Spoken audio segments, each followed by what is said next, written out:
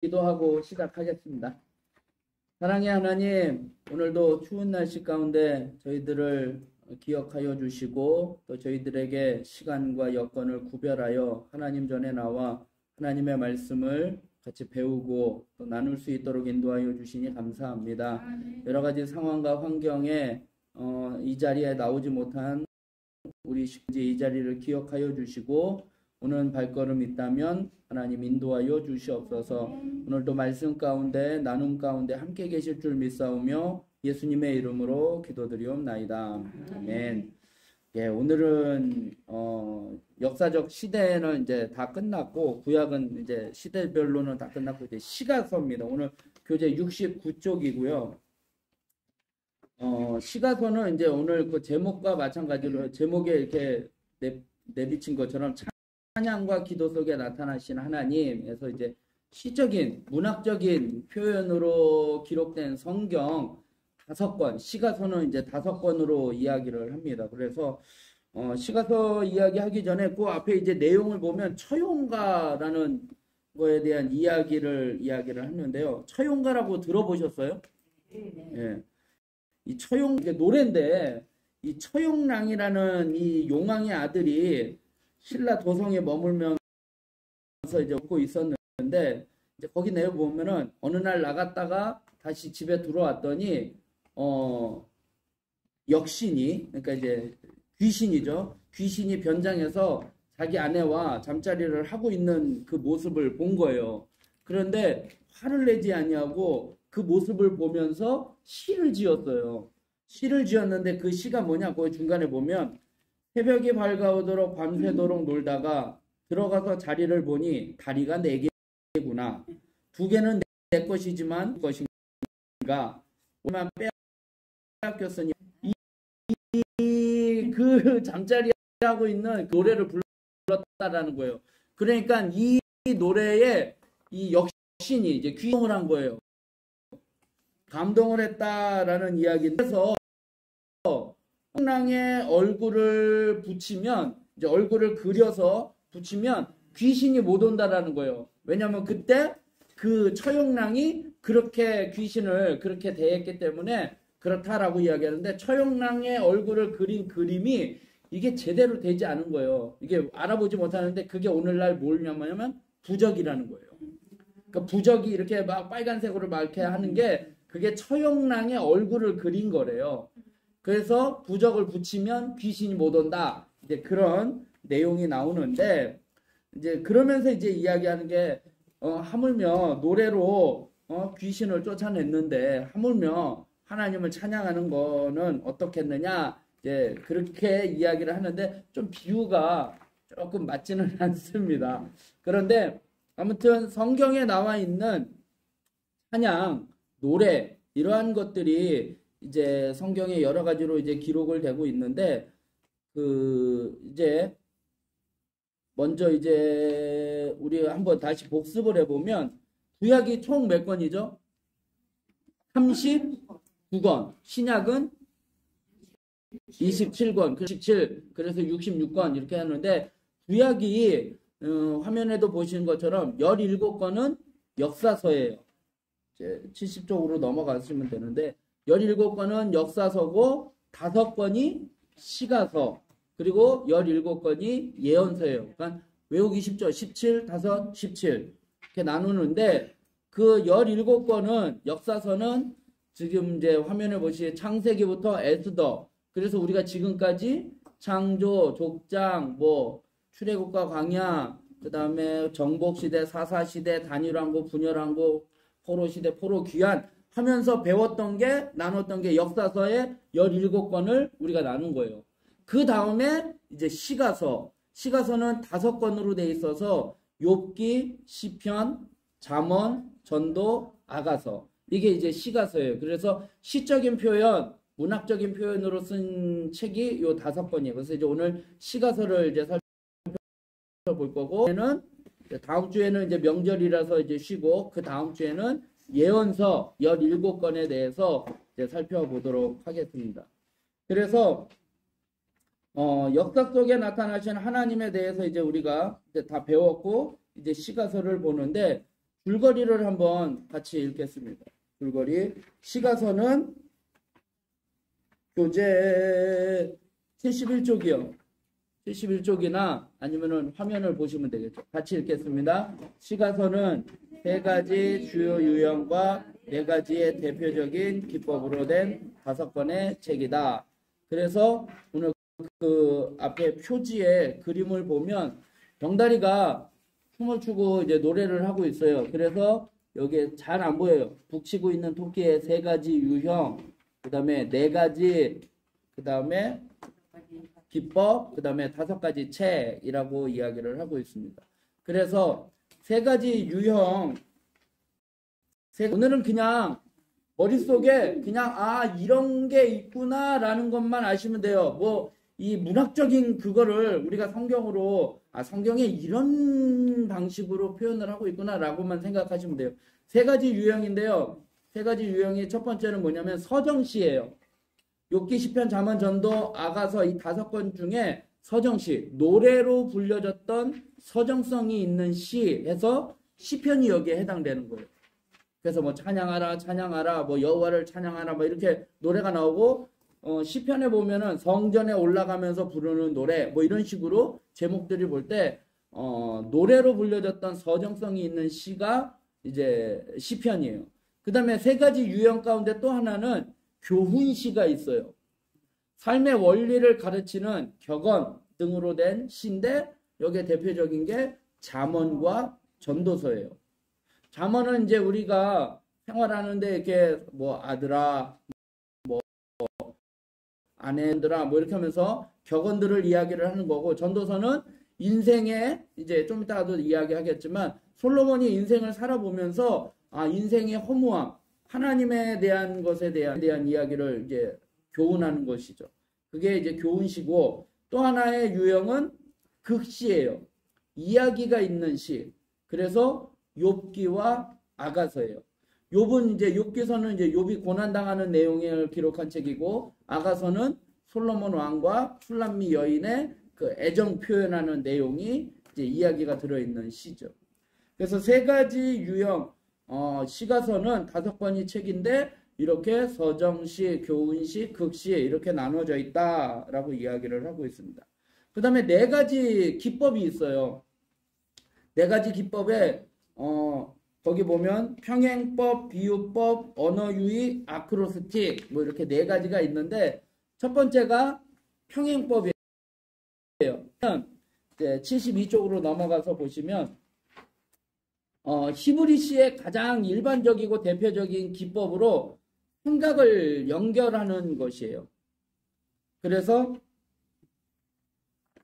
생각을 연결하는 건데 이제 연결시키는 거예요. 그래서 이제 동의적 동의 반복적 평행법이라고 돼 있죠. 비슷한 것을 반복하는 기법이에요. 그러니까 평행법은 이렇게 강조하기 위해서 반복한다라고 생각을 하면 돼요. 그러니까 뭐 평행, 뭐 2개, 뭐 3개, 뭐 이런 것보다도 연결을 해가지고 계속 강조하는 거예요. 그러니까 대표적인 성경에 이제 그런 건데 동의적 반복법 비슷한 것이죠. 여호와여 주의 장막에 유할 자 누구 오며 주의 성산에 거할 자 누구 오리까. 주의 장막, 주의 성산 연결되죠.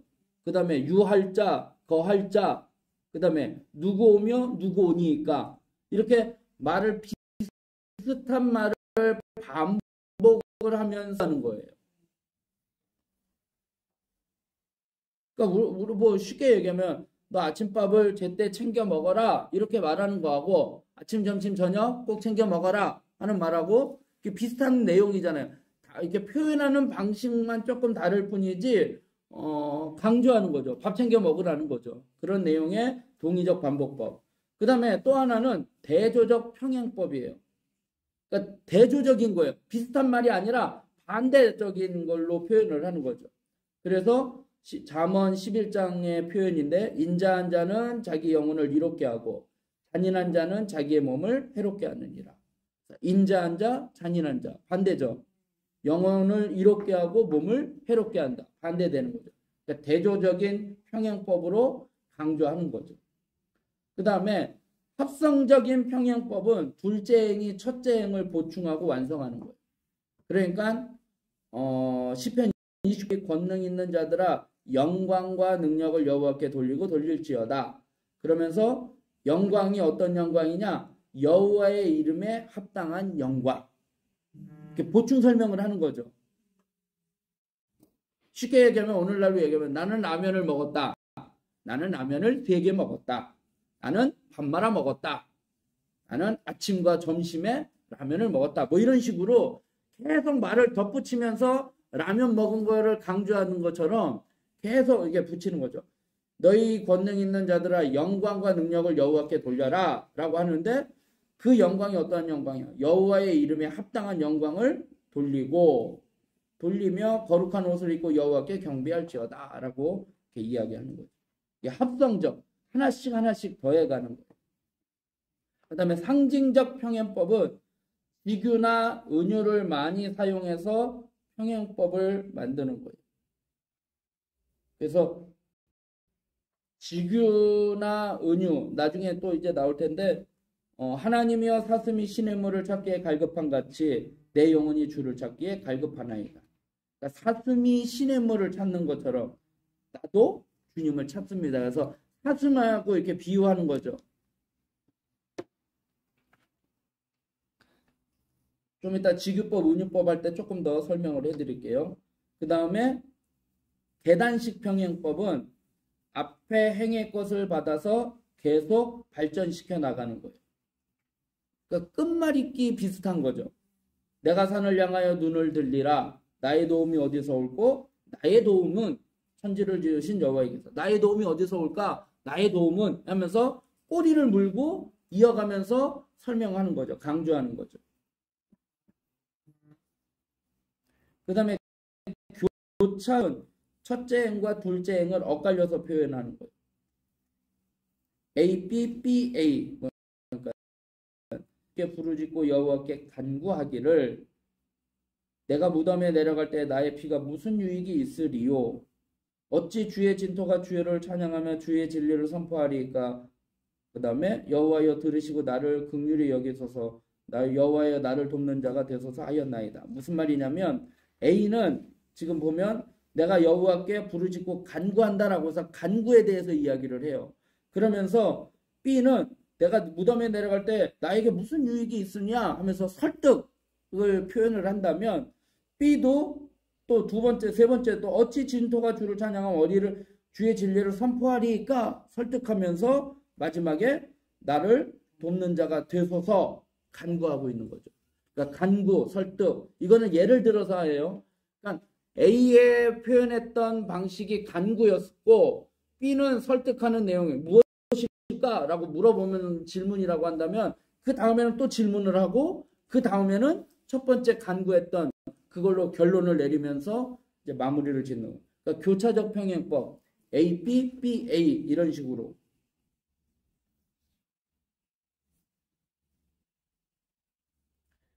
제가 여기 예를 들었는데 A 당신은 왜 내 마음을 몰라주는 거야? B 다른 사람은 몰라도 당신은 믿어줄 줄 알았어. 설득하는 거죠. 그 다음에 다시 세 번째 당신이 믿어줄 때 내가 얼마나 좋아하는 줄 알아? 또 설득하는 거죠. 그 다음에 맨 마지막에 왜 못 믿는 거야 나를? 무슨 내용인지 아시죠? 이런 식으로 네? 이게 더 마음에 와닿죠? 그러니까 평행법은 이렇게 말을 반복하거나 생각을 연결해서 단어를 연결하거나 생각을 연결하거나 뭐 이렇게 해서 강조하는 거예요. 자기가 하고 싶은 말을 강조하는 거.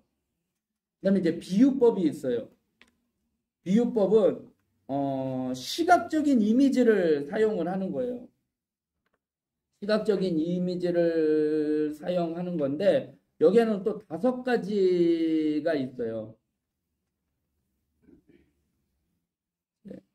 비유법은 시각적 이미지를 사용한 표현법인데 지규법 나를 눈동자같이 지키시고 이제 우리 이제 국어 시간에 이제 배운 건데 제가 이제 네이버 사전에 이제 찾아봤어요. 지규법은 뭐뭐 같이, 뭐뭐 같은, 뭐뭐처럼 등으로 표현하는 방법이에요.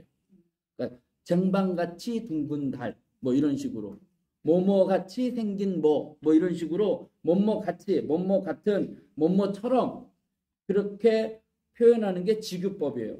그러니까 나를 눈동자와 같이 지키시고 이렇게 이제 표현하는 게 비유법 가운데, 비유하는 가운데 지규법이고, 은유법은 이제 뭐냐면 뭐뭇은 뭐뭇이다 라는 거예요. 그러니까 여호와는 나의 목자시다. 텔레비전은 바보 상자이다. 뭐 이런 식으로 뭐뭐는 뭐뭐이다. 이렇게 하는 게 은유법이라는 거죠. 그 다음에 이제 과장법이 있어요. 과장법은 뭐냐면 사물이나 사실을 실제보다 지나치게 크거나 작게 표현하는 거죠. 여기 이제 시편 6편 6절은 내가 밤마다 눈물로 내 침상을 띄우며 내 요를 적시나이다. 내가 얼마나 눈물을 흘렸으면 그게 침상을 띄운대요. 물이 흘러가지고 침대가 둥둥 떠다니고 내 요를 적신다. 이게 과장하는 거죠. 그렇게 이제 표현하는 방법이 있는 거죠. 그 다음에 이제 수사적 질문은 실제로 대답을 얻고자 하는 것이 아니라 그냥 그 효과예요. 의문을 하면서 말하는 사람이 가정하고 있는 답에 듣는 사람이 참여하도록 이렇게 하는 표현법인데, 대답을 듣고자 하는 질문이 아니에요. 네 능히 여호와의 능하신 사적을 전파하며 그 영예를 다 광포할꼬, 뭐 이렇게 이야기. 누가 주님 앞에 의롭다고 말할 수 있겠습니까? 하면은 저요라고 대답할 수 있는 사람이 없는 거잖아요. 그러니까 대답을 요구하는 게 아니라 그 표현을 통해서 이제 듣는 사람으로 하여금 그렇구나, 우리는 의인이 아니구나, 우리는 다 죄인이구나, 이렇게 깨달을 수 있는, 그래서 설득하는 그러한 표현이 수사적 질문이에요. 그 다음에 의인화는 말 그대로 사람이 아닌 것을 사람처럼 빗대어서 표현하는 방법이죠. 날은 날에게 말하고 밤은 밤에게 지식을 전하니, 날하고 밤을 사람처럼 이제 한 거죠. 뭐 새들이 노래를 한다, 활짝 핀 꽃들이 방긋 웃는다, 강물이 말없이 흐른다, 뭐 이런 것들이 다 사람처럼 이제 표현하는 표현법이라는 거예요.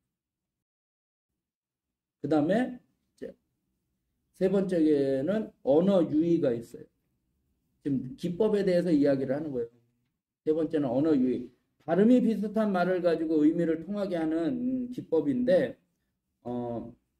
이거는 조금 어려워요. 이게 우리나라 표현으로 하면은 이게 조금 이제 히브리어는 지난번에 예레미야한테 너 뭐 보느냐? 살구나무를 봅니다. 그랬더니 다 이루었다. 쇼케드, 샤케드, 그런 식으로 그 히브리 언어의 발음상의 문제에 그 발음이 비슷한 말 갖고 이제 하는 거예요.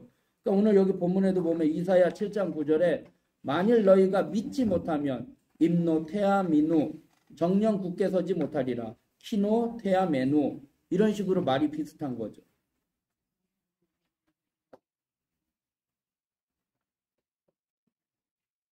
그러니까 우리나라 표현으로는 조금 어려워요.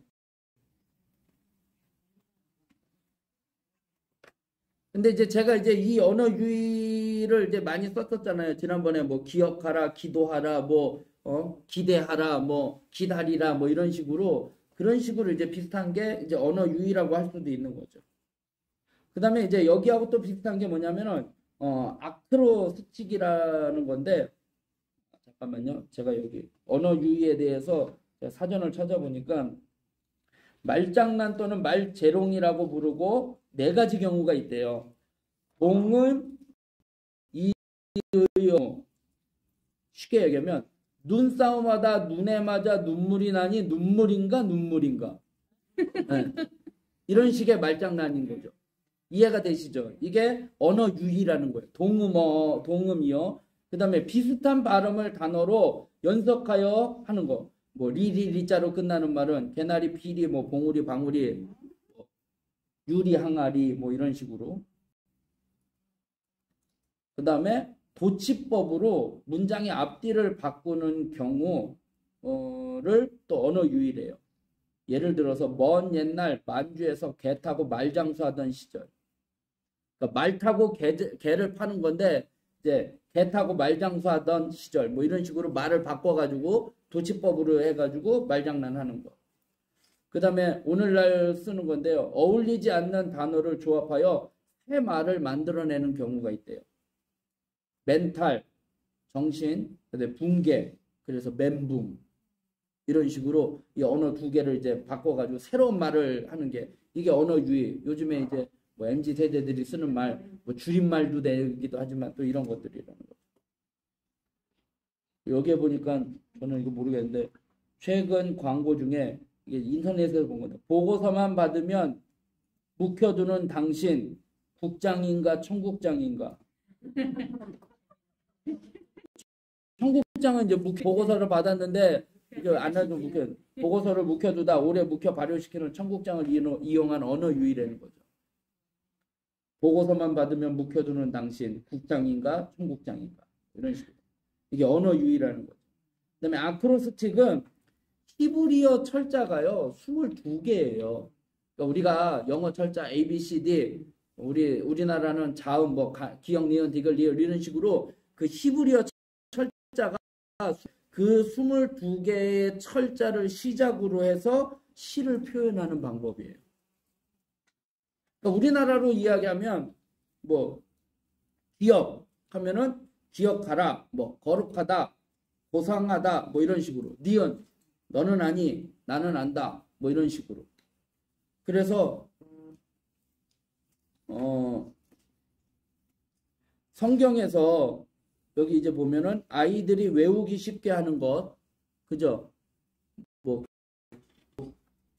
집에 저기 애들 이제 우리 막내 때문에 기역, 니은, 디귿, 리을 이거 하니까 뭐 가나다송 뭐 이렇게 해가지고 가는 뭐 가방 뭐 나는 나비 뭐 이런 식으로 노래하는 것처럼 우리가 이 아크로스틱이 바로 그거예요. 히브리 철자가 22개라서 아이들이 외우기 쉽게 하는 것과 그 다음에 철자가 첫 번부터 끝번까지 다 쓴 거잖아요. 그러니까 모든 언어로 하나님을 찬양하겠다라는 신앙 고백이 들어가 있는 거예요. 그래서 119편이 한번 성경책, 저는 성경책을 안 갖고 왔네.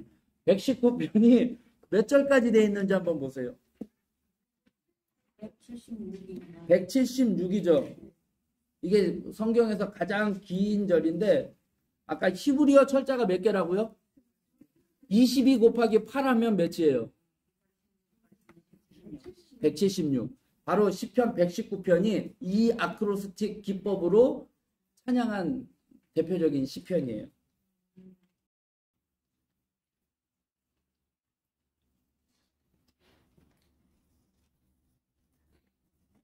어디에서 이렇게 보니까 언어 유희가 그런 게 있더라고요. 그 선생님이 집에 가서 시를 오행시를 지어오래요. 이제 내용 만세, 우리 집 만세로 오행시를 지어오라고 했더니 집에 갔더니 엄마가 하는 말, 우리 집 만세, 비가 와가지고 이게 언어 유희라는 거죠. 그 다음에 아크로스틱 같은 경우는 뭐 우리 기억을 하면 가서 배우자 주의 말씀, 가슴에 새기자 주의 말씀, 기억하자 주의 말씀, 가장 귀하다 주의 말씀 뭐 이런 식으로 기억으로 시작되는 거 8개, 니은으로 시작되는 거 8개 이런 식으로 해서 기록된 22자의 철자로 기록돼서 8번씩 사용된 게 시편 119편이라는 거죠.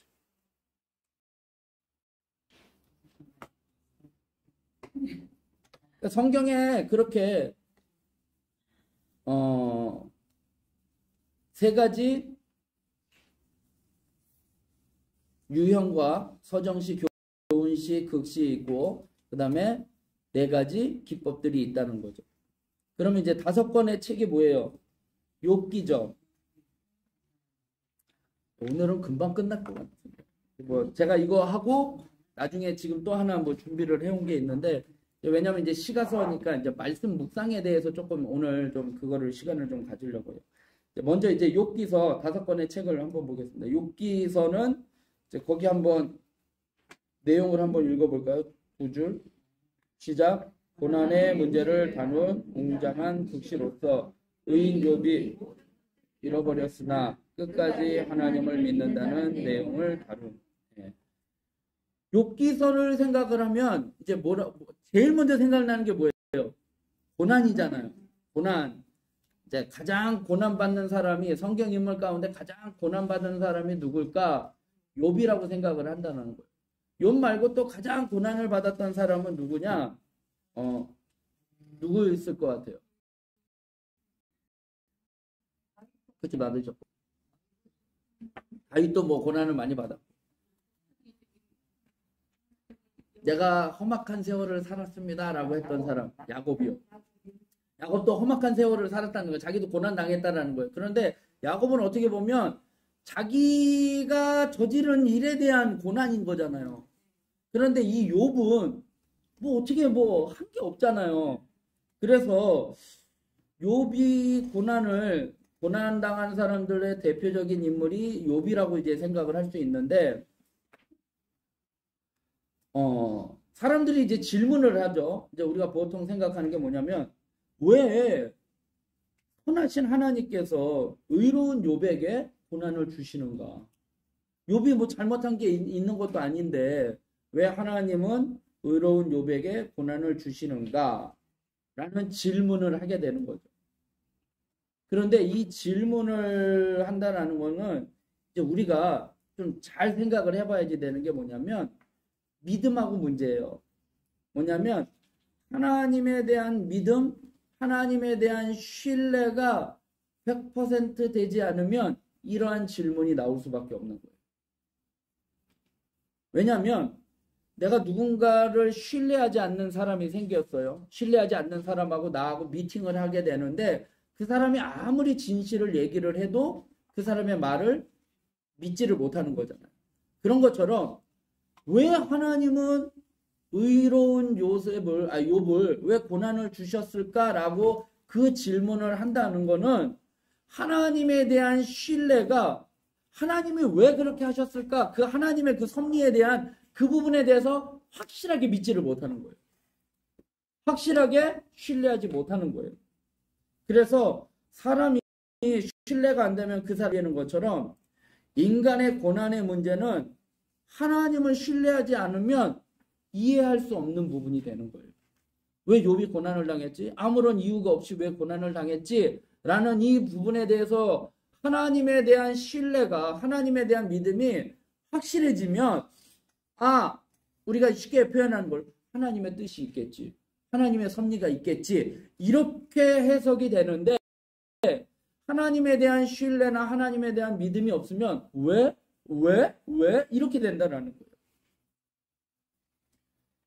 내가 고난이 있을 때 이제 보통 사람들이 고난을 당하면 사람은 그 고난에 대해서 원망을 하잖아요. 누구를 원망할까요? 대부분. 하나님 말고요. 네, 다른 사람이죠. 다른 사람인데 다른 사람한테 대부분이 누구일 것 같아요? 그죠?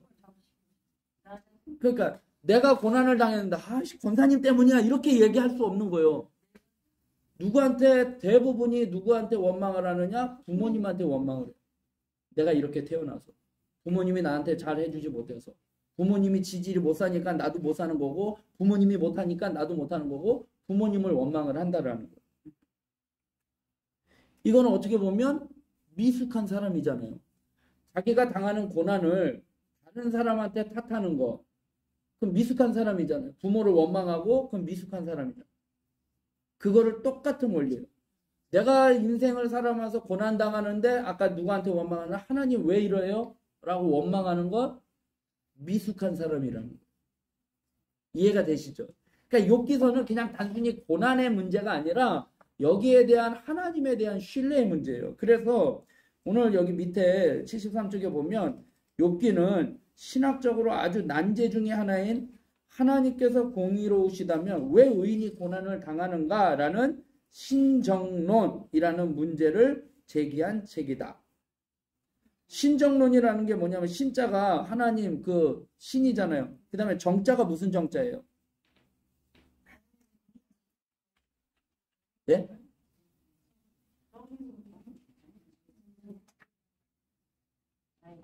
돼요. 이게 정자가, 이게 권사님 정자 무슨 정자인지 아세요? 제가 얼핏 듣기로는 이거 정치할 때, 예, 정치할 때 정의라는 거예요. 그러니까 신정론이라는 거는 하나님의 정치예요. 하나님의 주권에 대한 이야기예요.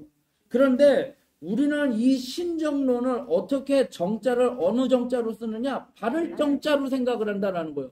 하나님이 옳다면, 하나님이 정의로우시다면 왜 이런 고난을 당하느냐라고 생각을 하는데, 이 부분이 아니라 신정론, 하나님의 주권에 대한 문제예요. 하나님이 알아서 하죠. 그러니까 우리가 계속 지금 성경 공부를 하면서 의문이 되는 상황들에 대해서 물어봤을 때 왜 그렇게 하지? 왜 그럴까? 라고 우리가 궁금해하는데 그건 다 하나님의 뜻이라는 거예요. 우리가 다 해야 될 수가 없는 거예요.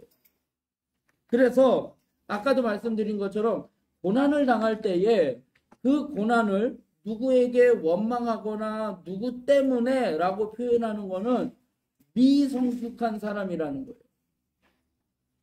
내가 못나고 내가 잘못된 게 부모님 탓이다라고 하는 거, 그 자식은 미성숙하고 어리석은 사람이라는 거예요. 마찬가지로 우리의 인생에 당하는 고난에 대해서 하나님을 원망하고 하나님 앞에 책임 전가하는 건 어리석은 사람이라는 거예요.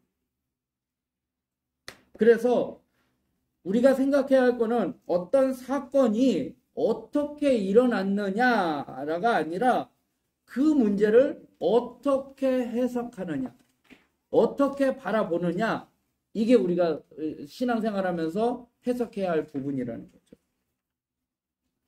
그러니까 욥기는 죄의 문제가 아니에요. 죄를 지었기 때문에 고난당한다, 어려움 당한다, 죄의 문제가 아니라 하나님의 주권에 대한 문제예요. 하나님의 정치, 신정론에 대한 문제.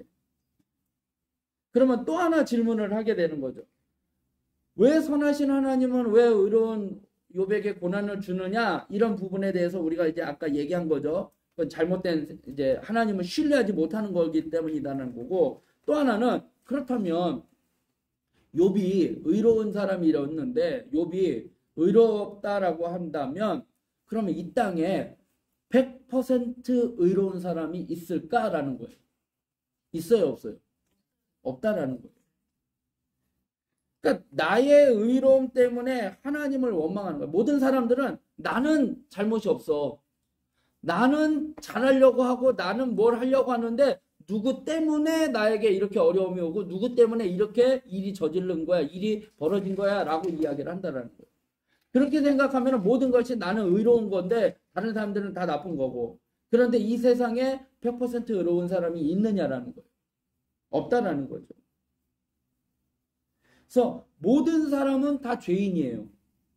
그러면 우리가 이제 원망을 할 때 누군가를 대상을 짓잖아요. 부모님 때문에 내가 이렇게 됐어. 그런데 이 두 번째 질문, 모든 사람은 의인이 아니다. 죄인이라는 거잖아요. 부모님도 죄인이기 때문에 완벽할 수가 없는 거예요. 그렇기 때문에 그런 일이 일어날 수 있는 거예요. 그러니까 나는 의롭고 다른 사람은 잘못됐다라고 이렇게 책임 전가하는 부분에 있어서 저 사람 때문이야 라고 이야기하지만 곱씹어서 생각하면 나도 죄인이고 그 사람도 죄인이기 때문에 그 사람이 100% 완전한 사람이 아니기 때문에 우리가 책임 전가하려고 하는 그 모든 일들이 그렇게 될 수밖에 없는 상황이라는 거죠. 내가 부족한 것도 있고 그 사람이 부족한 것도 있기 때문에 이렇게 어려움을 당하는 거예요. 그래서 예수님의 질문 가운데 간음하다가 현장에서 붙잡힌 사람 있잖아요. 그때 예수님이 뭐라고 얘기했어요? 여기 죄 없는 사람이 먼저 돌을 치라 라고 했을 때 다 도망갔잖아요. 그러니까 모든 사람은 다 죄인이라는 거예요. 그래서 성경을 볼 때에 인간의 관점이 아니라 하나님의 관점에서 봐야지 되는 거예요. 기도가, 우리가 기도를 하나님 앞에 하는 기도잖아요. 그 기도가 인간적인 관점에서 보면 신셋 뭐예요? 한탄하고 다를 게 없는 거예요. 그런데 하나님의 관점에서 보면 처음에는 인간의 관점에서 시작이 돼요. 비행기가 땅에서 달려가다가 이륙하는 것처럼, 하늘로 올라가는 것처럼 기도도 인간의 입장에서 하나님 왜 이래요? 나 힘들어요, 어려워요 라고 이야기하면서 곱씹어서 기도하다가 보면 하나님의 뜻을 발견하게 되는 거예요. 아, 하나님이 이렇게 하셨구나. 하나님이 그래도 이런 상황 가운데서도 이렇게 보호해 주셨고 이렇게 인도해 주시는구나. 하나님은 또 어떻게 인도해 주시겠구나 라고 믿음을 갖고 나아가는 것처럼 인간의 관점이 아니라 하나님의 관점에서 봐야지 되는 거예요. 그래서 아까 욥기서도 인간의 왜 하나님이 그렇게 할까? 그거는 어리석은 거라는 거예요. 그런데 이 욥기서를 읽어보신 분들은 아실 거예요. 아마 1장에 2장에 보면 마귀와 하나님과 대화하잖아요. 대화하는데 마귀가 와가지고 저 욥이라는 사람이 하나님이 보호해 주셨기 때문에 저렇게 다른 사람들은 내가 다 하는데 다 넘어가는데 저 욥만은 안 넘어갑니다. 하나님 앞에 와가지고 신세 한 사람 하고 하나님 앞에 원망했을 때 그러면 하나님이 그래 그러면 해봐라 라고 한 게 아니에요. 네. 하나님이 먼저 마귀에게 질문을 했어요. 야, 욥이라는 사람이 있는데 이 사람 믿음이 얼마나 대단한지 알아? 라고 이야기를 했다라는 거예요. 여기에 큰 차이가 있는 거예요. 우리가 생각한 거는 이제 마귀하고 대답할 때 마귀가 와가지고 하나님이 도와주시니까 저 사람이 저렇게 하는 거죠 라고 이야기하지만 마귀가 먼저 얘기한 게 아니고 하나님이 먼저 얘기를 했다라는 거예요. 그러면 뭐냐? 하나님이 이 욥을 어떻게 생각하는 거예요? 자랑스럽게 생각하는 거예요. 마귀에게 소개할 정도로 야, 너 욥, 내가 믿는 욥, 내가 신뢰하는 이 욥 어떤 사람인 줄 알아? 라고 마귀에게 자랑한 거예요. 그런 욥을 하나님이 붙잡아 주시고 그러니까 우리에게 당하는 고난의 입장을 내 입장에서 해석을 하면 아까 마귀와 같이 하나님이 도와주시니까 하나님을 경외하죠. 하나님 그거 없애버리면 하나님 그 원망할 겁니다. 그리고 우리가 누군가를 탓하고 원망하는 것처럼 그거는 인간의 관점에서 볼 때 왜 하나님은 의로운 욥에게 고난을 주시지 하는 것과 똑같다라는 거죠. 그런데 욥기서 1장을 보면 하나님이 먼저 마귀에게 야, 너 어디 갔다 왔냐? 그랬더니 세상에 돌아다녀 보다가 왔습니다 라고 하니까 야, 세상에 이만한 사람 있는 줄 알아? 하고 자랑한다라는 거예요.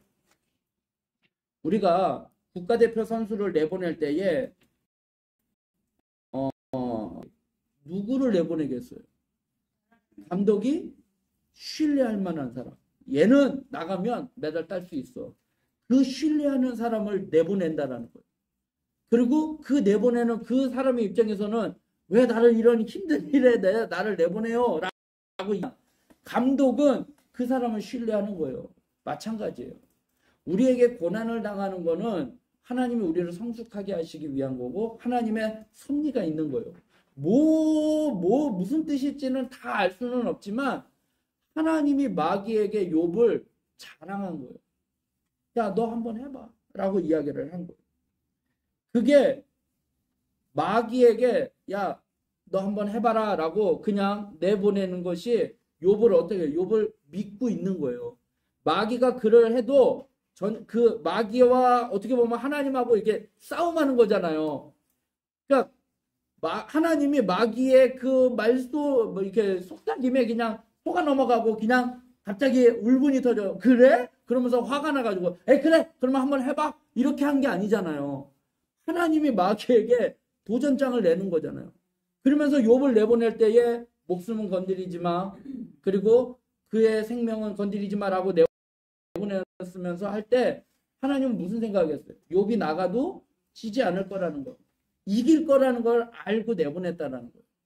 그러니까 이 욥기서의 문제가 정말 어려운 이 욥기가 어려운 문제거든요. 친구 세 사람이 와가지고 막 또 논쟁을 하는데 얼핏 보면 맞는 말인 것 같은데 또 그렇지도 않는 거예요. 그러면서 1장, 2장에 하나님과 대화, 마귀와 대화하면서 이제 시험이 시작되잖아요. 그 다음에 이제 그 뒤에는 이제 막 친구들이 나오는데 욥기서를 보면 3장부터 37장까지는요. 하나님이 아무 말을 안 해요. 침묵하고 계셔요. 하나님이 등장하지를 않아요. 그러면 사람들이 생각할 때 뭐라고 해요? 하나님 포기하셨구나. 욥을 그냥 내버려 두신 거구나. 그냥 마귀하고 전쟁해서 그냥 한번 그냥 재미삼아 마귀하고 그냥 장난삼아 싸움하면서 그냥 내보내는 어떻게 보면 희생양이구나 라고 생각할 수도 있다라는 거예요. 이 하나님의 침묵이요 어떠한 거냐? 자, 자녀를 키우시는 분은 아실 거예요.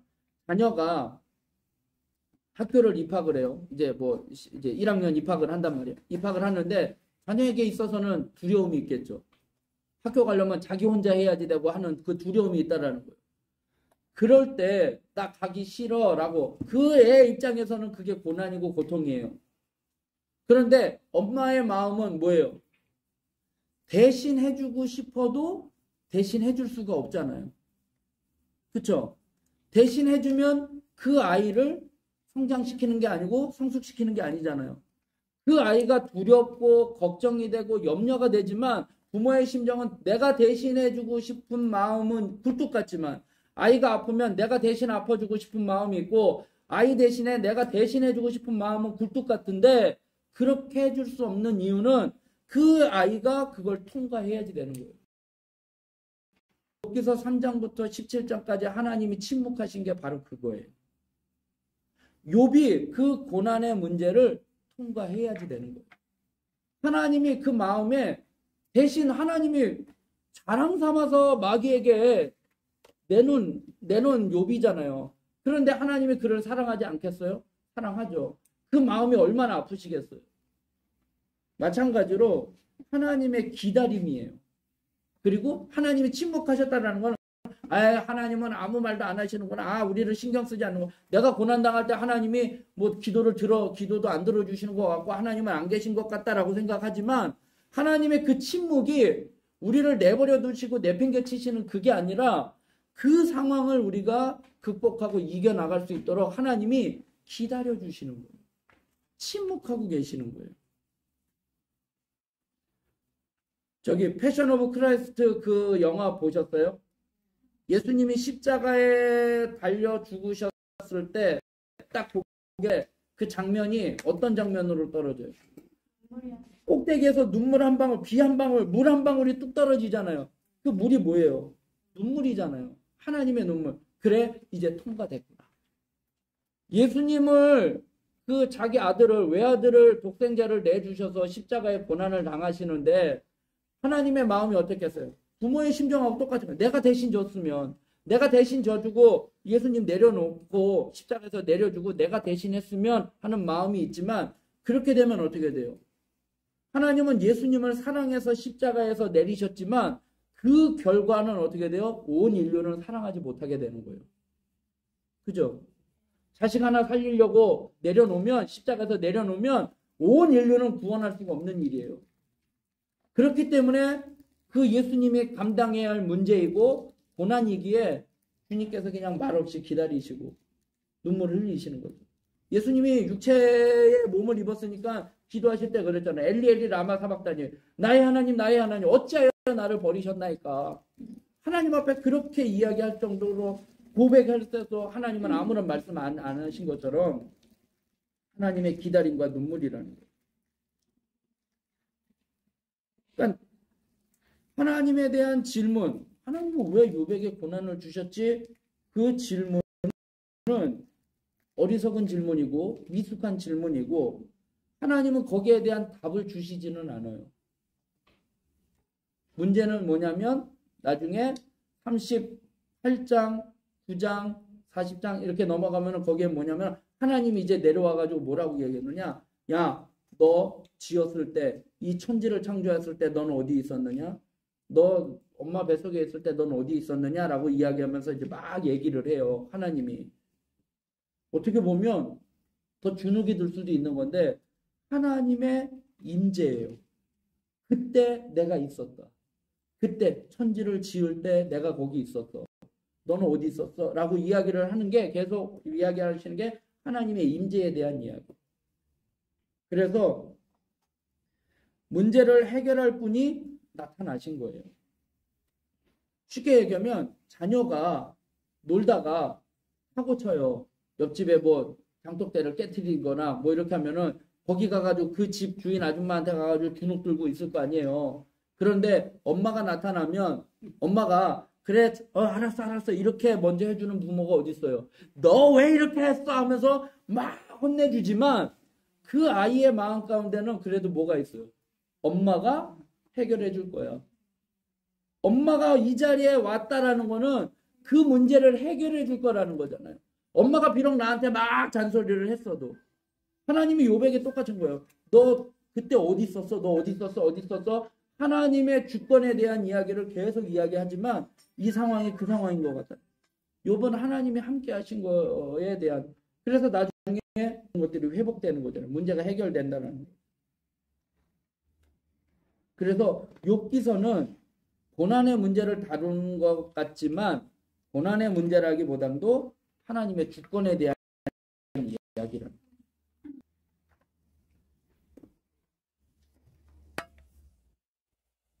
그래서 그 이제 74쪽에 넘어가면 이 문제는 사고하고 논쟁에서 해결할 수 있는 것이 아니라 하나님을 만나고 그 위엄과 능력을 체험함으로써 해결할 수 있는 것이다. 이게 욥기서의 내용이라는 거예요. 그 다음에 이제 두 번째 책은 시편이에요. 시편은 150개의 찬양과 기도와 시를 모은 것으로 5개의 묶음으로 되어 있어요. 그래서 1권은 1편부터 41편. 성경책을 한번 펼쳐보시겠어요? 1편 한번 찾아보시면 거기 1권이라고 써 있어요. 42편 한번 펼쳐보세요. 2권이라고 써 있죠. 시편은 5개의 책으로 되어 있어요.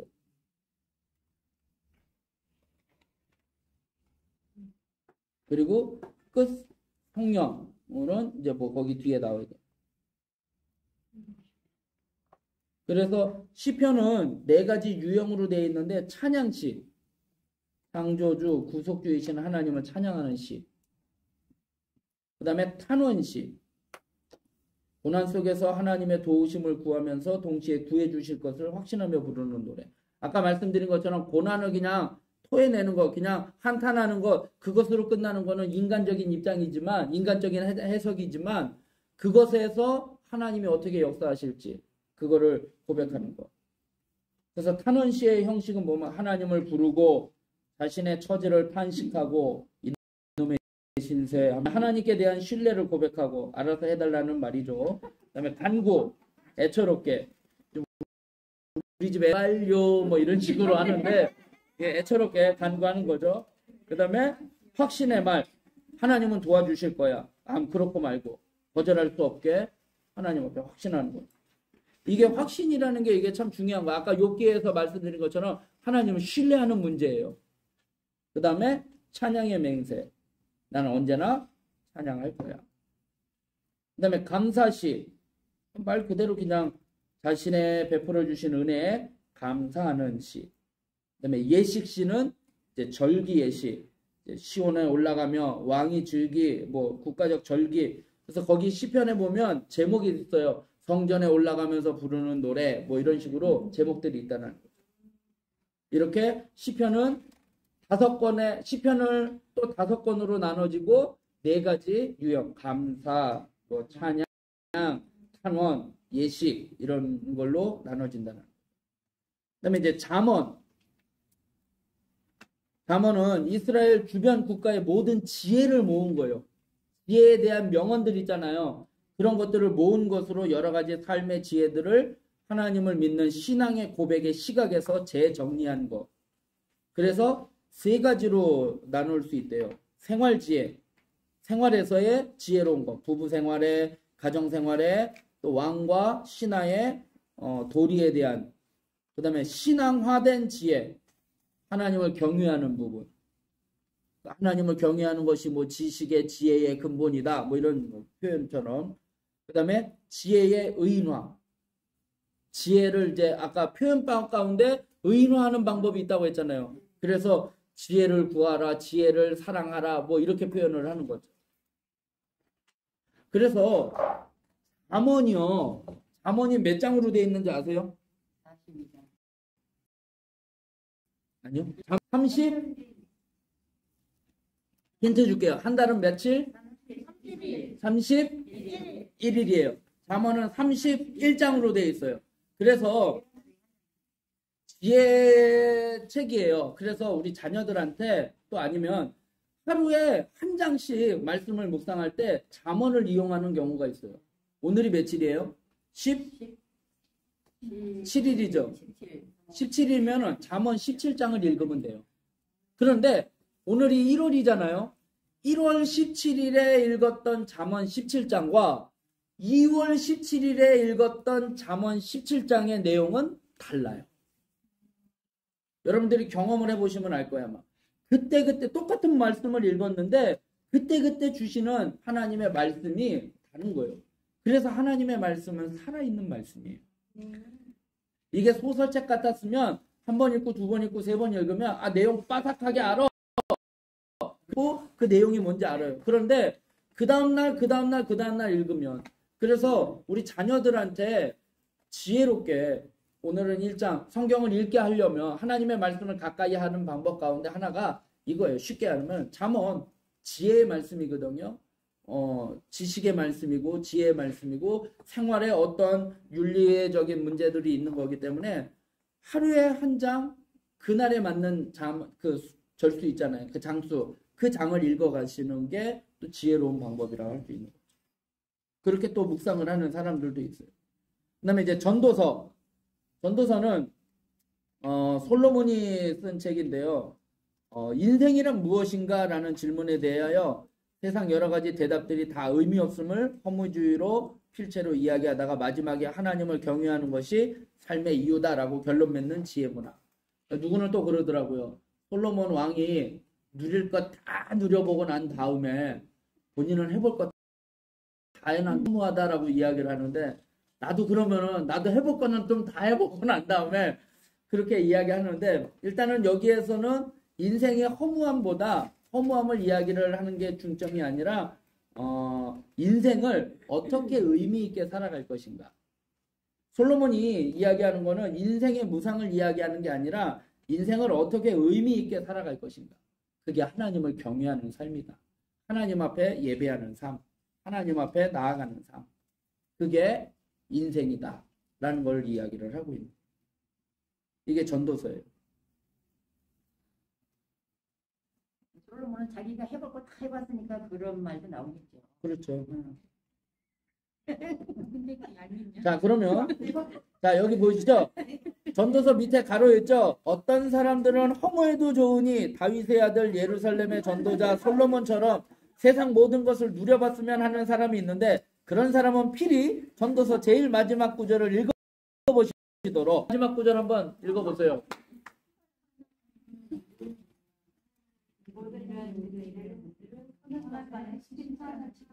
네. 무슨 말인지 아세요? 네. 허무해도 좋으니 나도 한번 그렇게 살아보겠다라고 하지만 그게 나중에 하나님 앞에 심판이 된다는 거예요. 자, 그 다음에 아가서입니다. 아가서는 솔로몬이 기록한 거예요. 젊은 남자 솔로몬과 신부 사이의 대화체로 사랑의 노래로서 봄날 들판에서 일어난 이야기를 쓴 것. 아까 이제 이야기실에서 아까 이게 어떤 거죠? 극시라고 했죠. 극시. 근데 여기에는 하나님에 대한 이야기가 나오지 않아요. 이 아가서를 읽어보면 하나님이라는 단어가 한 번도 안 나와요. 네, 없어요. 또 하나가 있어요. 하나님이 나오지 않는 책. 네, 에스더. 에스더서에도 보면 한 번도 나오지를 않아요. 그래서 여기에서는 하나님에 대한 이야기는 나오지는 않지만 인간에게 있는 순수한 사랑, 또 부부간의 순결한 사랑은 하나님께서 우리에게 주신 것이다. 그리고 지금 신랑과 신부의 사랑 이야기잖아요. 이게 그리스도와 교회의 사랑 이야기로 표현을 하고 있어요.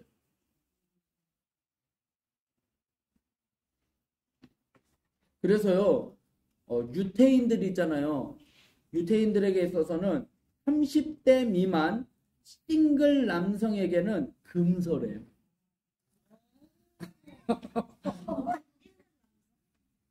이게 전에 한번 수련회 가가지고 성경 통독한다고 해가지고 청년회 수련회 갔는데 어떤 목사님이 아가서를 통독을 시키더라고요. 그래가지고 어떤 의도였는지는 모르겠지만, 예. 네, 근데 이 아가서 여기 나온 아가서는요. 예. 일단 뭐 그렇게 부끄러운 건 별로 없어요. 별로 없어요. 근데 목사님들이 보시는 그 다른 아가서가 있더라고요. 거기는 정말 신랄하게 이게 표현이 돼 있어요. 그게 이제 다른 성경이라기보다도 이제 쉬운 성경이나 뭐 현대인 성경 뭐 이런 것들이 번역이 된 건데 이게 우리가 이게 아까도 말씀드린 것처럼 시가서잖아요. 시가서는 시적인 표현인 거잖아요. 그래서 시편도 그렇고 전도서도 그렇고 아가서도 그렇고 이 문장을 기록을 할 때 우리 시는 어떻게 되어 있어요? 그냥 소설책은 그냥 쭉 되어 있지만 시는 한 줄, 한 줄, 한 줄 이렇게 되어 있잖아요. 그러니까 이해하기가 더 쉽잖아요. 그런 것처럼 전도서도 그렇고 이 아가서도 보면 솔로몬 왕과 술람미 여인의 대화거든요. 대화인데 이거를 그런 식으로 표현을 했다면 다른 성경책에 쉬운 성경이나 이런 것들을 보면 주로 그렇게 표현을 했어요. 대화법을 그런 식으로 해서 표현을 했기 때문에 좀 더 이해하기 쉬울 수 있는 거죠. 네.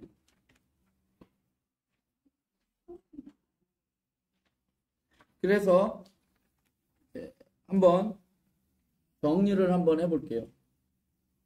정리를 이거 정리하고 제가 이제 말씀 그거에 대해서 줄거리 요약. 시가서는 세 가지 주요 유형과 네 가지의 기법으로 된 5권의 책이다. 주로 노래로 불려졌던 서정이 있는 시, 무슨 시요? 서정시고 시편이 거기에 해당되고, 삶의 원리를 가르치는 격언 등으로 된 시는 교훈시고 잠언과 전도서가 해당됩니다. 그 다음에 이야기가 들어있는 시는 극시, 욥기와 아가서. 히브리 시의 4가지 주요 기법, 평행법, 비유법, 언어유익, 아크로스틱. 자, 다음 주어진 시편 예문이 어떤 시작 기법에 해당되는지 써봅시다. 평행법이에요. 동의적 반복법은 동방불패, 대조적 평행법은 대도무문, 합성적 평행법은 합력성선, 뭐 이럽니다. 자, 내가 산을 향하여 눈을 들리라. 나의 도움이 어디서 올고? 꼬리를 무는 거죠. 뭐죠? 개평. 네. 계단식 평행법이죠. 인자한 자는 자기 영혼을 이롭게 하고 잔인한 자는 자기 몸을 해롭게 한다. 인자한 자, 잔인한 자, 영혼을 이롭게 하고 해롭게 한다. 대조적 평행법. 그 다음에 너희 권능 있는 자들아 영광과 그리고 돌릴지어다. 여호와의 이름에 합당한 영광. 영광 어떤 영광? 여호와의 이름에 합당한 영광. 합성. 예, 합성적 평행법. 또 말을 덧붙이는 거라고 했죠.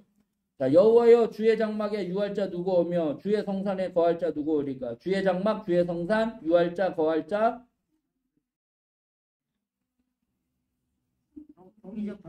동의적 반복법이죠. 동방불패.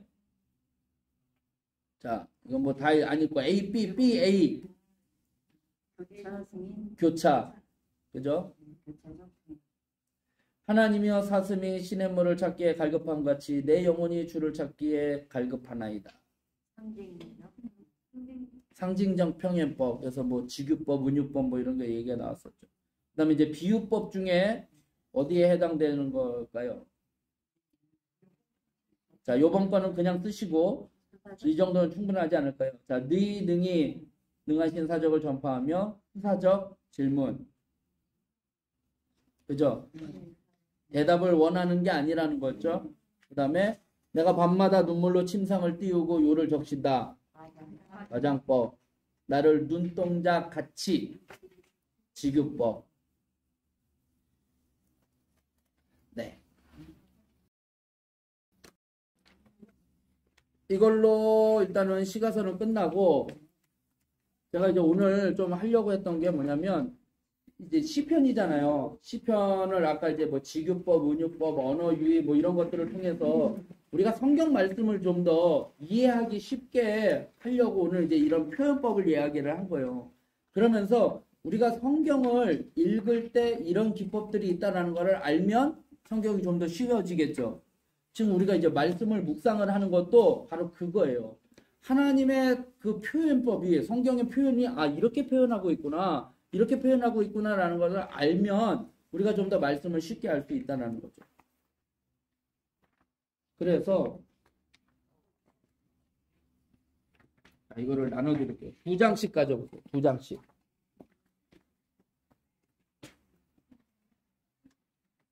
말씀 묵상하는 방법에 대해서 알려드리려고 그래요.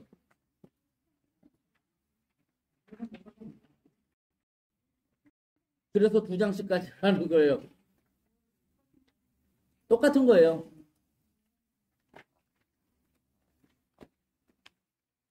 자, 권사님, 2장씩 가지시고요. 성경책을 시편 23편을 펼치세요. 네?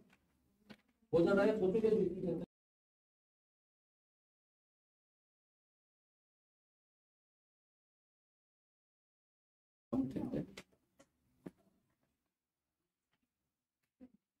시편 23편. 자, 말씀 묵상, 온라인으로 참석하시는 분들을 위해서 이거를 띄워드릴게요. 말씀 묵상하는 방법은요, 여러분들이 성경을, 지금 우리는 이제 어떤 본문이 정해져 있잖아요. 그 본문을 한 번만 읽어갖고는 찾을 수가 없어요. 2번, 3번 계속 읽어야지 돼요. 곱씹어서 읽어야만이 찾을 수 있는데, 묵상해야 할 부분은 뭐냐면, 하나님은 어떤 분이신가? 말씀 묵상에 제일 먼저는 하나님은 어떤 분이신가? 아까 욥기서도 이야기한 것처럼 인간의 관점에서 해석할 문제가 아니라 하나님의 관점에서 해석할 부분이에요. 그래서 하나님은 어떤 분이신가를 먼저 발견을 해야지 되는 거예요. 그 다음에 두 번째가 뭐냐면, 그러면 나에게 주는 교훈이 뭐냐? 이 말씀을 통해서 나는 교훈이 뭐냐? 그거를 발견을 하고 그 다음에가 뭐냐? 적용 및 결단이에요. 그러면 아까 여기 이제 교재에 보면 제가 나눠드린 프린트물에 보면 하나님은 어떤 분이신가? 문자적으로 영적 의미로 하나님의 성품을 발견하는 거예요. 그 다음에 나에게 주시는 교훈은 내가 말씀을 통해 깨달은 사실 또는 은혜를 발견하는 거고, 적용 및 결단은 오늘 깨달은 말씀을 통해 구체적인 실천 사항을 쓰는 거예요. 적용. 내가 오늘 나는 하루에 1시간 성경 공부하겠다. 나는 하루에 30분 기도하겠다. 나는 성경을 이런 실천 사항 있잖아요. 그게 적용이라는 거예요. 그냥 하나님 은혜 감사합니다. 말씀대로 살겠습니다. 이게 아니라 말씀대로 산다라는 게 어떻게 살아갈 건지 구체적으로 실천 사항. 나는 하루에 1장은 읽겠습니다. 이런 식으로 그 실천 사항을 적는 거예요. 그러면 제가 한번 이제 하는 게 시편 23편 쉬운 거를 찾은 거예요, 제가. 시편 23편 다 아시는 말씀이죠. 여호와는 나의 목자시니. 여기서 하나님은 어떤 분이신가 한번 찾아보세요.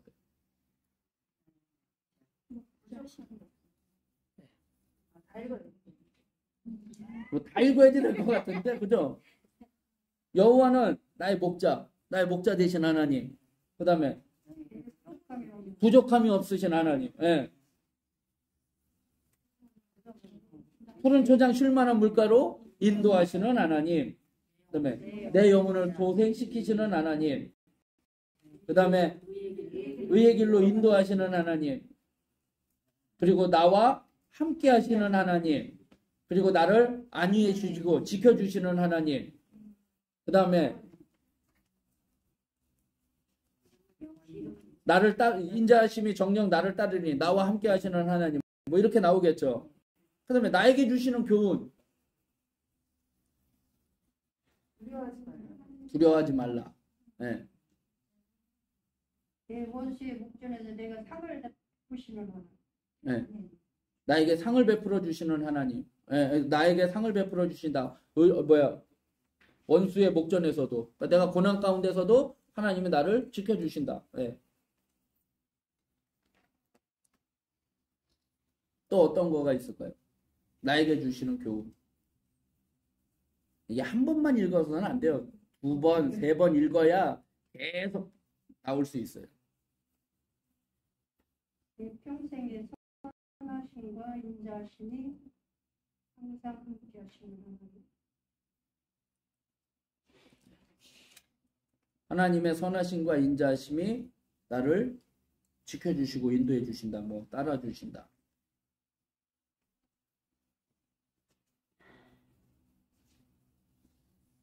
우리의 잔이 넘치나이다. 네.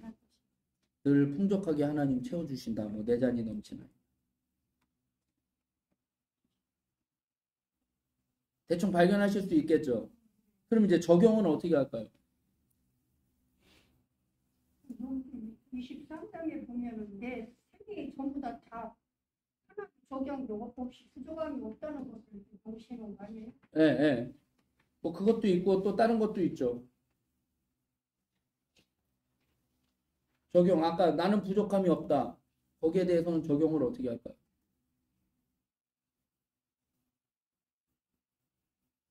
감사. 살겠습니다.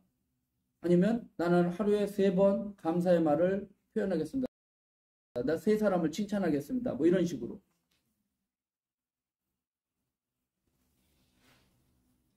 주님이 나와 함께 하신다. 뭐 예를 들어서 사망의 음침한 골짜기로 다닐지라도 해를 두지 않으면 주께서 나와 함께 하심이니라. 하나님이 함께 하십니다. 거기에 대한 적용.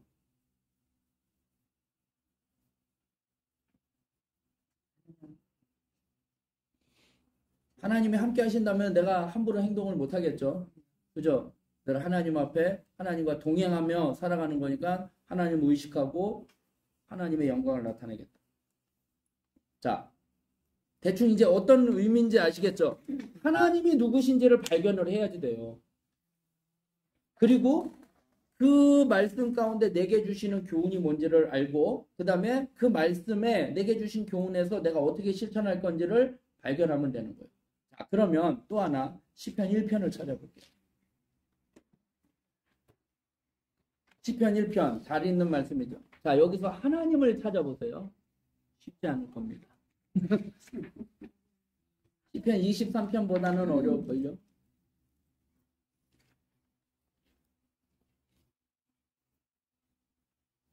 하나님은 어떤 분이신가요? 어떤 분이신지를 찾아보면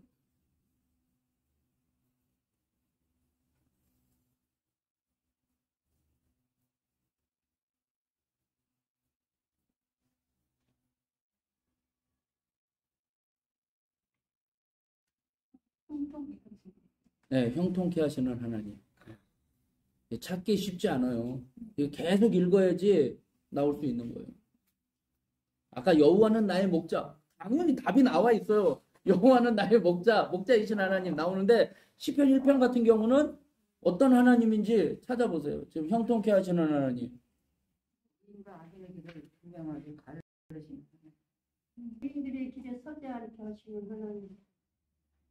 죄인들의 길에 의인들의 길은 여호와께서 인정하시고 악인들은 망하게 하신다. 네. 의인의 길은 인정하고 악인의 길은 망하게 하시는 심판하시는 하나님.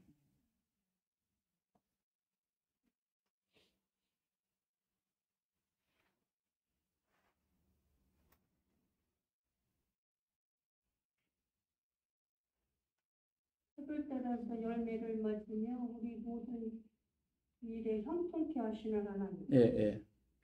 형통케 하시는 하나님. 근데 여기 일정 말씀 하나님이 우리 계시는 것 같은데. 예? 다 우리를 그렇게 살도록. 이게 어떻게 보면 복 있는 사람은 하면서 이제 악인의 길을 쫓지 아니하고 죄인의 길에 서지 아니하고 오만한 자리에 앉지 아니하고 율법을 주야로 묵상하는 자로다. 이게 보면 인간의 입장이에요. 내가 그렇게 살아야지 된다. 그는 시냇가에 심은 나무가 시절을 쫓아 과실을 맺지 아니하고 형통하리로다. 근데 이 부분에서 이제 하나님을 발견할 수 있는 거죠. 과실을 맺게 해주는 것은 하나님이시잖아요. 과실을 맺게 해주시는 하나님. 그 다음에 형통케 하시는 하나님. 악인은 그렇지 않으면 오직 바람에 나는 겨와 같도다. 이건 인간의 입장이에요. 그러므로 악인이 심판을 견디지 못하며 죄인이 의인의 회중에 들지 못하리로다. 그런데 이제 6절에 보면 의인의 길은 여호와께서 인정하시나 악인의 길은 망하리로다. 의인을 인정해 주시는 하나님. 악인을 망하게 하시는 심판하시는 하나님. 그러니까 성경을 읽을 때요, 하나님이 누구신가를 찾는 게 쉽지가 않아요. 아까 여호와는 나의 목자시니 여호와를 찬양하라, 뭐 그의 뭐 행하신 이 기적을 찬양하라, 뭐 이런 식으로 하나님은 어떤 분이시다라고 성경에 나와 있는 부분도 있지만, 아까처럼 전도서나 아가서나 이런 말씀을 묵상하면서 하나님을 찾아낸다라는 게 쉽지가 않은 거예요. 근데 우리는 성경 말씀을 읽을 때 하나님을 찾아야지 되는 거예요. 하나님이 누구신지. 이 말씀을 통해서 내게 주시는 교훈, 그것만 찾는 게 아니라 하나님이 어떤 분인지. 아까 욥기서를 이야기를 하는 이유가 그거예요. 하나님의 주권을 찾아야지 되는 거예요. 하나님이 어떤 분이신지. 그래야 그 하나님 앞에 우리가 어떻게 해야지 되는지를 깨닫게 되는 거예요. 그래서 하나님은 어떤 분이신가를 찾고 나에게 주시는 교훈을 발견을 하고 그 다음에 적용 및 결단이에요. 그러면 오늘 말씀이 오늘 우리가 지금 계속 말씀 묵상을 하고 있잖아요. 마가복음 몇 장이죠? 오늘 8장이었을 거예요.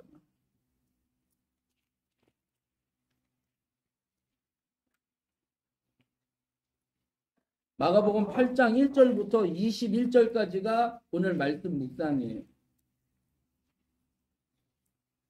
여기서도 한번 하나님이 어떤 분이신지를 한번 찾아보세요. 여기는 이제 하나님이 안 나와요. 누가 나오죠? 예수님이에요. 예수님이고 성령님이고 다 하나님이셔요. 그러니까 하나님, 예수님, 성령님이 어떤 분이신지를 찾아내는 게 이게 중요한 거예요.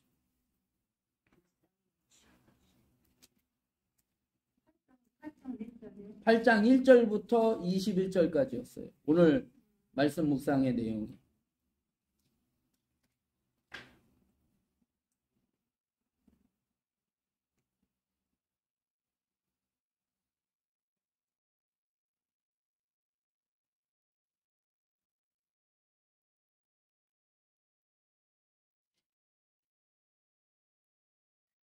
하나님과 예수님과 성령님을 찾는데요. 그분이 어떤 분이신가예요.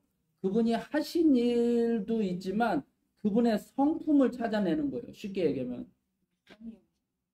네, 뭐 권사님 말씀하신 거 불쌍히 여기시는 그분의 마음, 그분의 성격, 그분의 성품. 예수님이 뭐 보리떡으로 뭐 이렇게 많은 사람을 먹이셨다. 이런 하나님을 찾는 게 아니라 그 하나님이면은 먹을 것을 주시는, 그래서 그분들을, 그 백성들을 불쌍히 여기시는, 긍휼히 여기시는, 이런 식으로 그렇게 찾아야지 하나님이 하셨던 일, 모세를 부르시는 하나님, 뭐 이런 것보다도 하나님의 성품을 찾아내는 거예요. 이게 쉽지가 않은 거예요. 7절에 네, 축복하시는.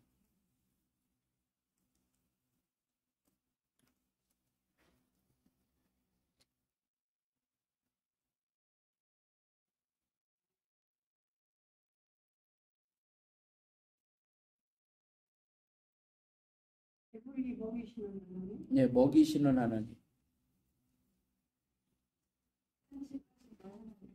네, 탄식하시는 하나님. 네.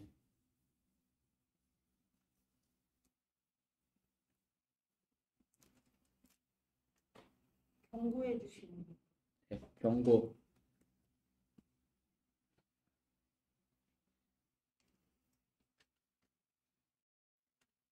이 내용이 어떤 내용이신지는 아시죠?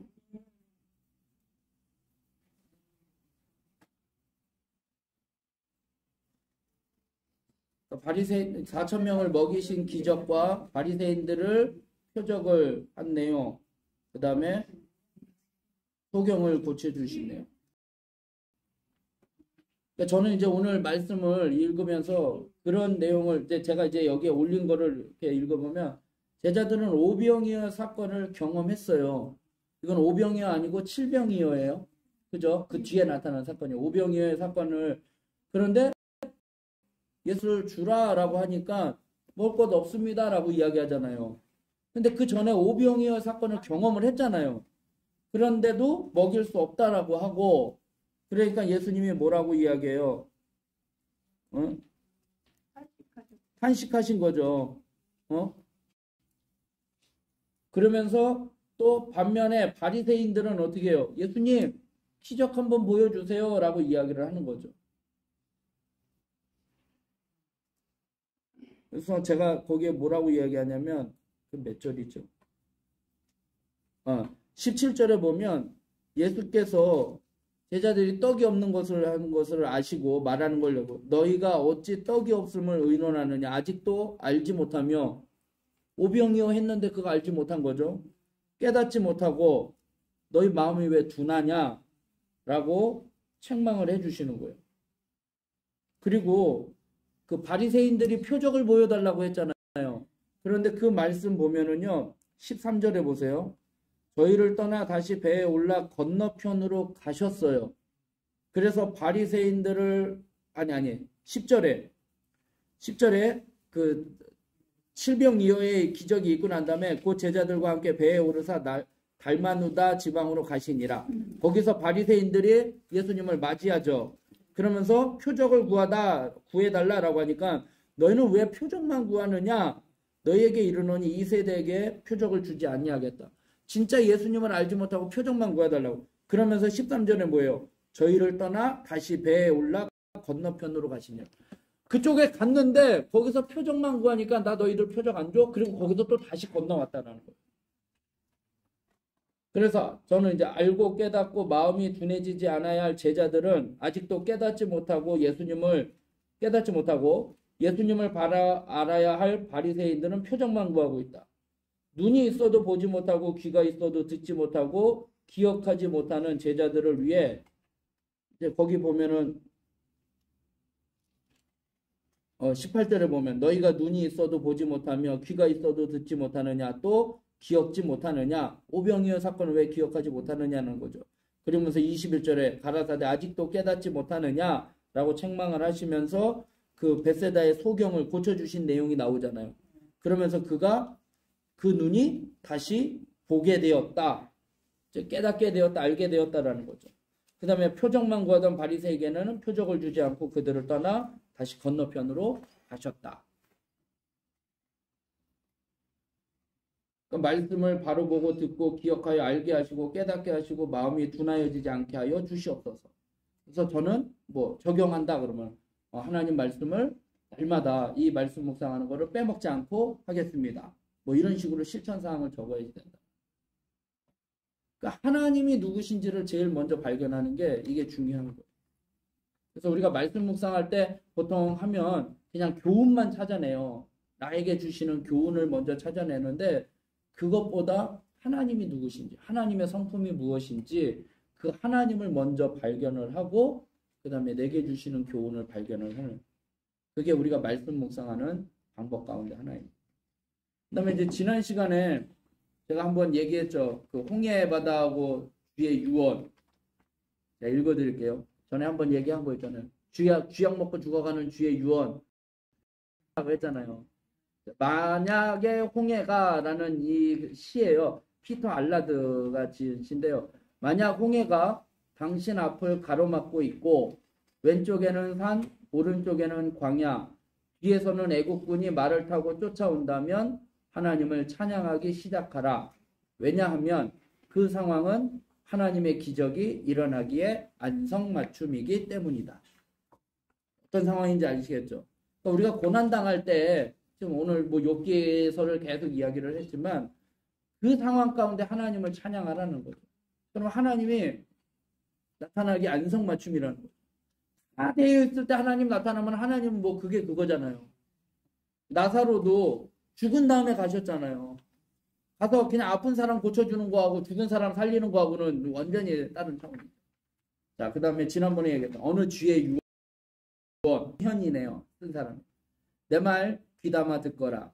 우리가 경계해야 할 것들은 저마다 다른 무서움의 형식을 갖추고 있다. 그 중에서 무서움의 형식을 감추고 있는 무서움이 가장 무서운 무서움이다. 내 말 잘 알아듣거라. 고양이와 쥐덫이 가장 무서운 것이 아니다. 고양이는 언제나 고양이로 있고 쥐덫은 언제나 쥐덫으로 있으니 내 나이가 되면 고양이쯤이야 차라리 같이 늙어가는 이웃일 수도 있고 쥐덫쯤이야 내 슬기의 시험대 정도로 그친다. 우리가 가장 경계해야 할 것은 고양이도 아니고 쥐덫도 아니고 무서움을 다채롭게 위장한 쥐약이다. 쥐약의 외형은 탐욕의 혀끝과 코끝을 유혹하기 위해 자연스럽고 믿음직스럽고 우호적이고 헌신적이다. 그러나 쥐약의 외형이 어떻거나 간에 쥐약은 쥐약이다. 이 바보들아. 네. 무슨 내용인지 의미를 아시겠죠? 그러니까 마귀는 그렇게 우리를 다채롭게 위장을 하는 거예요. 자연스럽고 믿음직스럽고 우호적이고 헌신적이고. 우리는 그냥 혹하고 넘어가는 거예요. 그런데 쥐약은 쥐약이다. 우리가 하나님의 말씀으로 늘 무장을 해야지 되는 거예요. 하나님의 전신갑주의 공격 무기는 그거밖에 없어요. 말씀의 검. 하나님의 말씀. 그래서 우리가 말씀을 늘 묵상을 해야지 돼요. 자, 오늘은 조금 어려운 내용이었는데 오늘 말씀을 통해서 깨달은 점이나 궁금하신 점.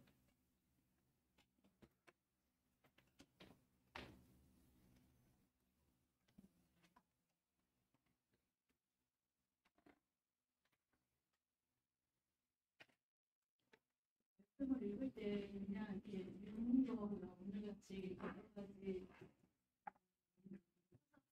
이런 여러 가지 비법들을 보면서 하나님이 여기서 뭘 강조하시고 싶어 하시는지 예수님이 여기서는 제자들한테 뭘 강조하시고 싶어 하는지 그런 걸 다시 한번 읽으면서 읽을 수 있어요. 아까 반복적인 반응, 그러니까 성경을 읽을 때요. 그러니까 왜 이 단어가 반복적으로 할까? 그러니까 반복된다라는 거는 강조한다라는 거잖아요. 그러니까 그런 반복적인 표현이나 아니면 이렇게 평행표, 이렇게 반대적으로 의인, 악인, 의로운 자, 죄인, 이런 식으로 그런 기법을 통해서 여기서 강조하고 있는 게 뭔지. 그래서 성경을 보는 눈이 조금 이제 더 열리게 되는 거죠.